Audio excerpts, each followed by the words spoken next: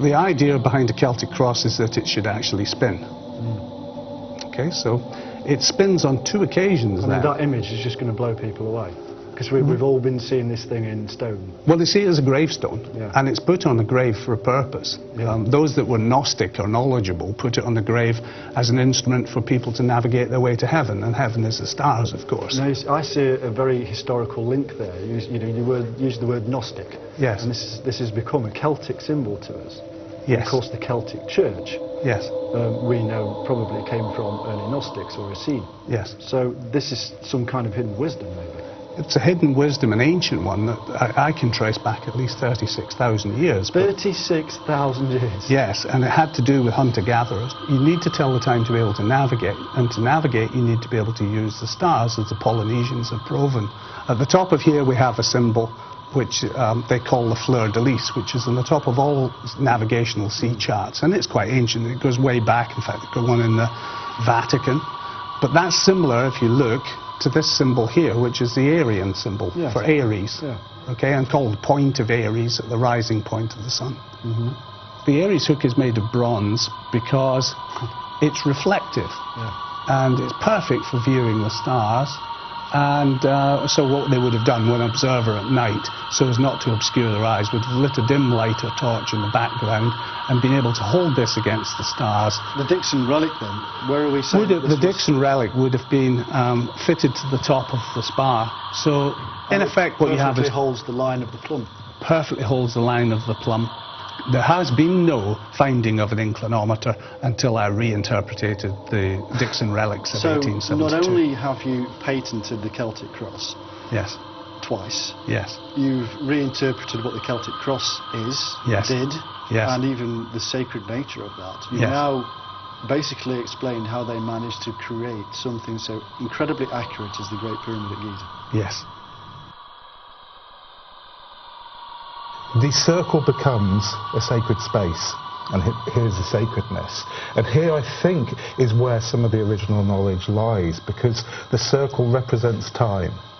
It represents that kind of fixed versus chaos. It represents, as you said, good and bad. If you look at the kind of structure of a church, it maintains the same structure, doesn't yes, it? Yes, it does. The knowledge of fertility, the knowledge of cycles, the knowledge of why procreation is important to be done at particular times of the year as opposed to any time you like. Why do we think in medieval maps or charts it says in the Atlantic Ocean, here be dragons? That's to keep people away from the trade routes. Why would you give away your knowledge? And they didn't give away their knowledge, they kept it. This was only for initiates, it was only for royalty, it was only for priests.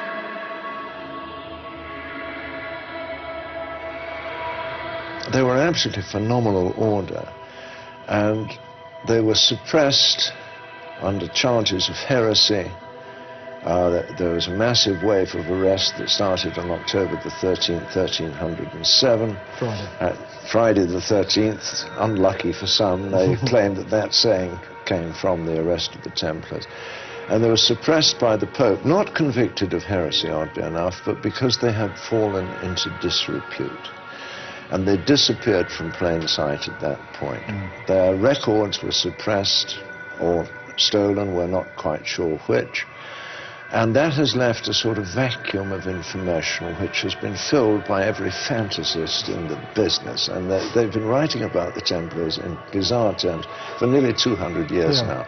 In reality, although the Templars were ostensibly a Christian order, they were heretical in the extreme.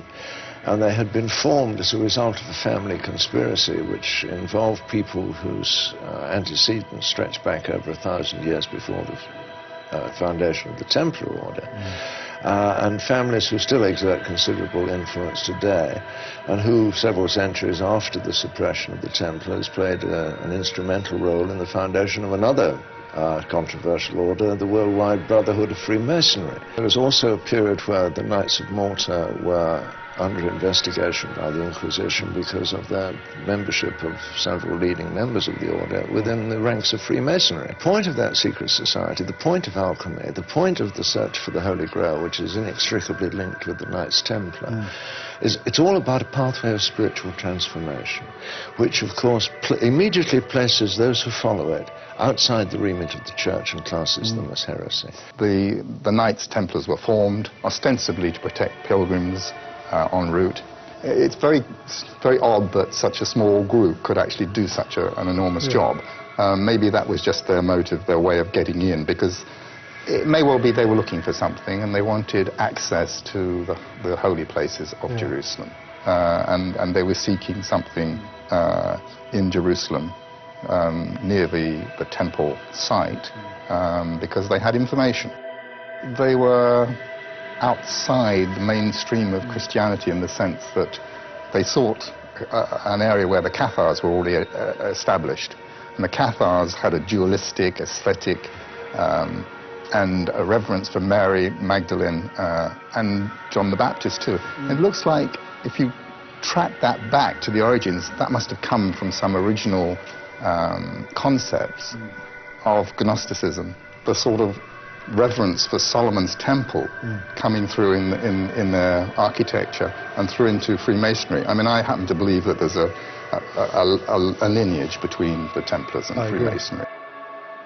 One of the other things that the Templars found is treasure. Copper Scroll is one of the scrolls found at Qumran in Cave 3 in 1952. And it's an engraved list of buried treasure. Unbelievably, incredibly. And have we got any further with the Copper Scroll in the last few years? Well, I have. Do tell. Have you found any treasure? Well, yes. I mean, I do identify... Yes, I've held treasure that's described in the Copper Scroll in my hand. Incredible.